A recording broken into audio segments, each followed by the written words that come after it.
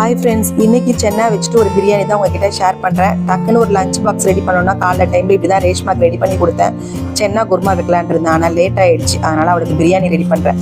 இஞ்சி பூண்டு பேஸ்ட் இல்லை, அதனால் இஞ்சியும் ஒரு சின்ன துண்டு இஞ்சி, ஒரு 3 பல்லு பூண்டு, அதோட பச்சை மிளகா, கொத்தமல்லி, சோம்பு வச்சு அரைச்சி எடுத்துக்கிட்டேன். பட்டை, கிராம்பு, பிரிஞ்சி எல்லாம் சேர்த்துட்டு வெங்காயம் தக்காளியும் வதக்கிட்டு அதோட அரைச்சி வச்சிருக்க மசாலாவையும் சேர்த்துட்டு அதோட சென்னாவையும் சேர்த்து பாஸ்மதி ரைஸ் 1 டம்ளர் எடுத்திருக்கேன். அதுக்கு 1.5 டம்ளர் தண்ணியும் சேர்த்து கரம் மசாலா, பிரியாணி மசாலா சேர்த்து தண்ணி சேர்த்து நான் வந்து 2 விசில் விட்டு எடுத்துக்கிட்டேன். அதோட ஒரு முட்டையும் க்ளீனாக கழுவிட்டு அதோட வேக வச்சுக்கிட்டேங்க. சரி டக்குன்னு முடிஞ்சிடும் அப்படின்ட்டு இந்த மாதிரி சென்னா பிரியாணி ரெடி பண்ணிவிட்டு அதோட நீங்கள் முட்டையும் இப்படி வேக வச்சுட்டு அதோட ஃப்ளேவர் அதில் கண்டிப்பாக இறங்கியிருக்கு.